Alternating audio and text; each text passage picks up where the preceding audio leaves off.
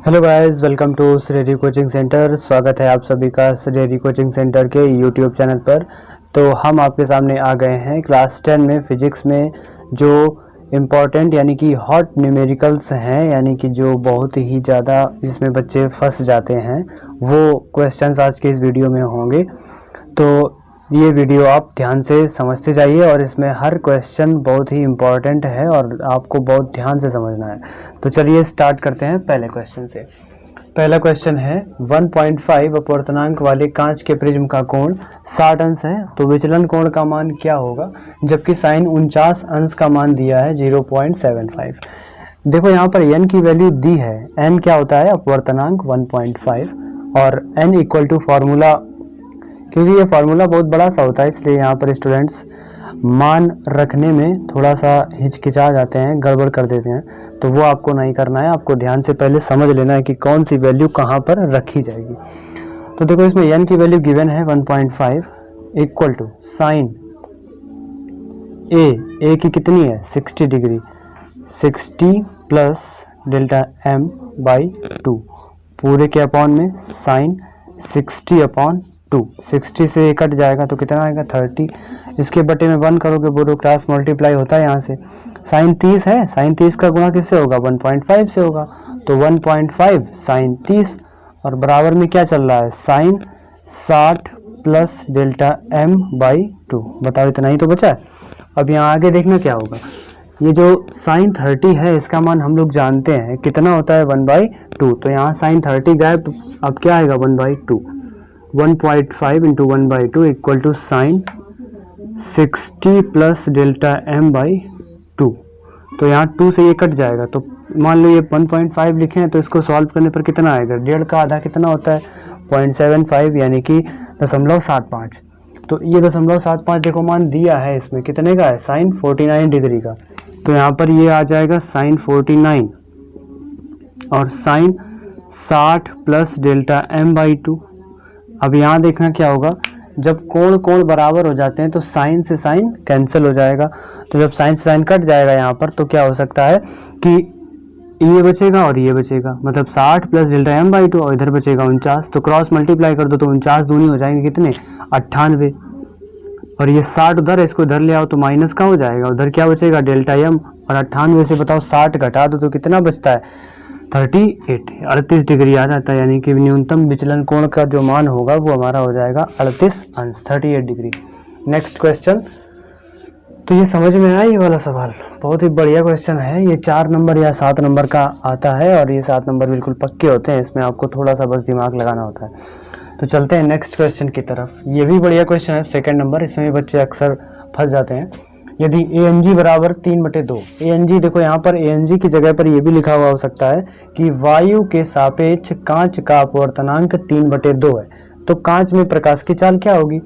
तो यहाँ पर कांच में प्रकाश की चाल बतानी है। तो देखो माध्यम में प्रकाश की चाल और निर्वात में प्रकाश की चाल का एक फॉर्मूला होता है n इक्वल टू c/v, यही इसमें लगेगा n बराबर c/v। और c क्या होती है प्रकाश की चाल, जो कि कितनी होती है 3 × 10⁸ मीटर पर सेकेंड। अब यहाँ पर अच्छा ये वाला क्वेश्चन नोट कर लिया ना, नोट किया हो तो पहले नोट कर लीजिए क्योंकि हम इसको सॉल्व करने वाले हैं। स्क्रीनशॉट ले सकते हैं, बाद में नोट कर लीजिएगा। चलो हटाते हैं। देखो n इक्वल टू क्या फॉर्मूला होता है c/v। तो n इक्वल टू c/v और इसको v इक्वल टू लिख लें तो c बराबर n।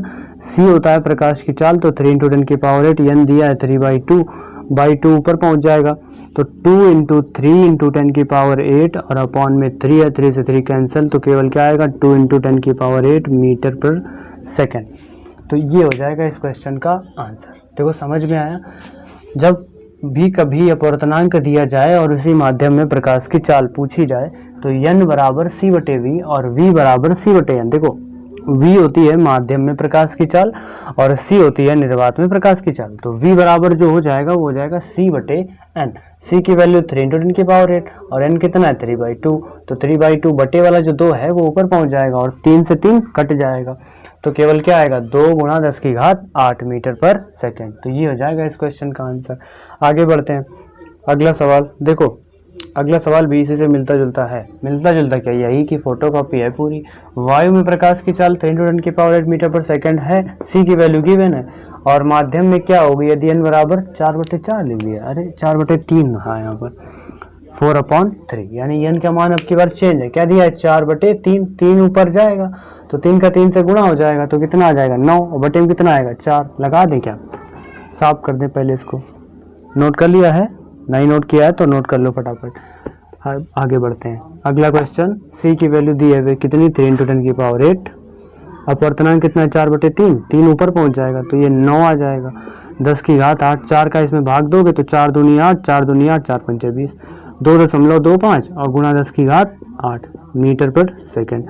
देखो काटना नहीं आता है तो भाग दे लीजिए, कैसे कैसे, 4 दूनी 8, कितने बचे 1, दशमलव लगाया कितने हुए 10, फिर 4 दूनी 8, फिर से दशमलव लगाइए तो 20 हो जाएंगे, तो 4 पंचे 20। तो इस क्वेश्चन का आंसर क्या आएगा 2.25 गुणा 10 की घात 8 मीटर प्रति सेकंड।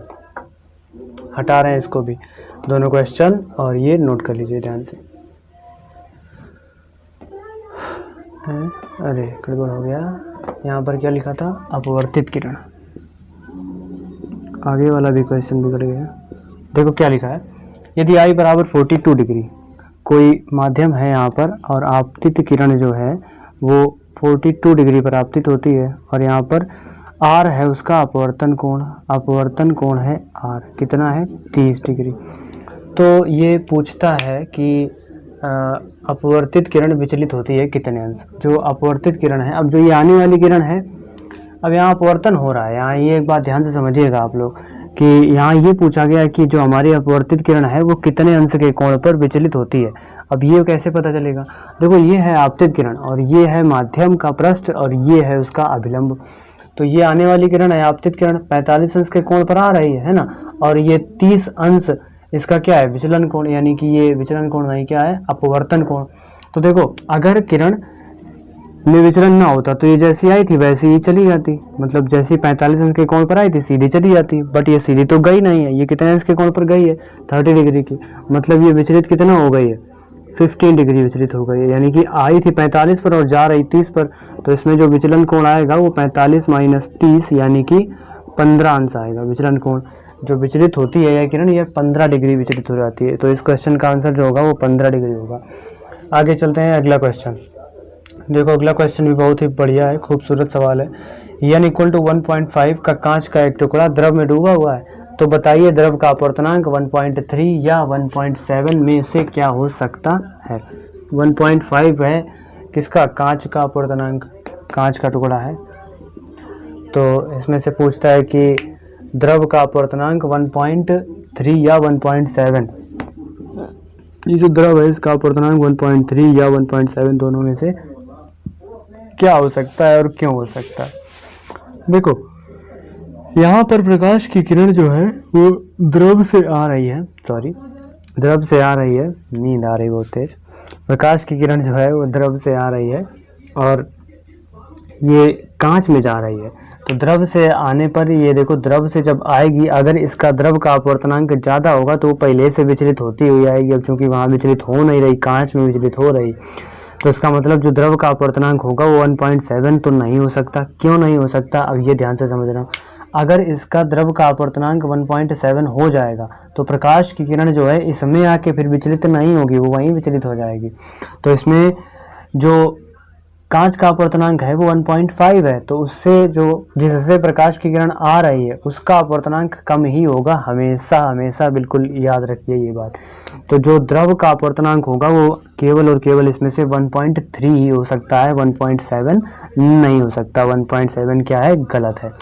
तो जो टुकड़ा द्रव में डूबा है कांच का, तो उसका अपवर्तनांक 1.3 हो सकता है, क्योंकि जब प्रकाश की किरण द्रव से कांच में जाती है तो वह माध्यम में अभिलंब से दूर हट जाती है, अभिलंब से दूर हट जाती है। तो इस तरह से इस क्वेश्चन का जो आंसर होगा वो क्या होगा, 1.3 होगा, 1.3 होगा। तो कैसे लगे आपको ये सारे क्वेश्चंस, अगर ये आपको सारे क्वेश्चन समझ में आए हैं और अच्छे लगते हैं, आप उनको अंडरस्टैंड कर पाए हैं, यदि किसी भी क्वेश्चन में कोई भी प्रॉब्लम हो तो आप व्हाट्सएप पे कांटेक्ट है, वहाँ पर आप हमें क्वेश्चन भेज सकते हैं, उसका सॉल्यूशन वहाँ पर प्राप्त कर सकते हैं। तो यही कहेंगे, अगर आप चैनल पर पहली बार आए हैं तो चैनल को सब्सक्राइब जरूर कर लीजिए, और हाँ, हमें कमेंट बॉक्स में ज़रूर बताएं कि आपको ये वीडियो कैसा लगता है। और हाँ, एक बात और, बेल आइकन ज़रूर प्रेस कर लीजिएगा, क्योंकि बेल आइकन प्रेस नहीं करेंगे तो नोटिफिकेशन नहीं आएगा। वीडियो जैसे ही अपलोड करेंगे तुरंत ही बेल आइकन प्रेस होगा, तो उसमें नोटिफिकेशन आपको तुरंत से मिल जाएगा। तो चलिए, इस वीडियो में इतना ही, मिलते हैं फिर हम लोग नेक्स्ट वीडियो में। तब तक के लिए जय हिंद, जय भारत।